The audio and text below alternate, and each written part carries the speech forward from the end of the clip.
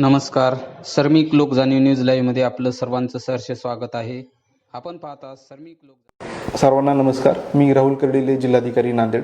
महाराष्ट्र शासनाने नुकतीच अहिल्यादेवी होळकर कर्जमुक्ती योजना जाहीर केलेली आहे. वारंवार येणाऱ्या नैसर्गिक आपत्ती, दुष्काळ, अतिवृष्टी याच्यामुळे कर्जफेड वेळेवर करू न शकणाऱ्या शेतकऱ्यांना नवीन कर्ज भेटत नाही.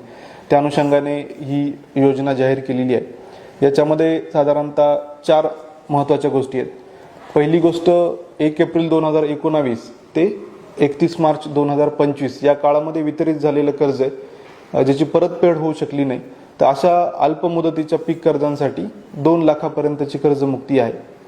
दुसरा जो मुद्दा आहे त्यामध्ये 2022-23, 23-24, 24-25 या तिन्ही वर्षामध्ये ज्यांनी कर्ज घेतलंय आणि त्यापैकी 2 वर्ष यांनी वेळेवर परतफेड केली आहे, अशा जे शेतकरी आहे यांच्यासाठी प्रोत्साहनपर 50,000 रुपये लाभ देण्यात येणार आहे.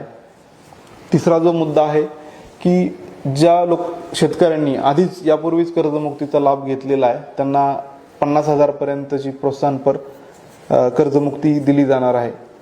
त्याचसोबत ज्यांचं विहित मर्यादेपेक्षा जास्त कर्ज आहे त्यांना पण याच्या कर्जमुक्तीचा लाभ देण्यात येणार आहे, परंतु त्यांनी बँकेसोबत 1 टाइम सेटलमेंट म्हणजे OTS करायला ते जर तयार असतील तर 31 मार्च 2027 पर्यंत हे जर OTS केलं तर त्यांनाही या योजनेचा लाभ देण्यात येणार आहे.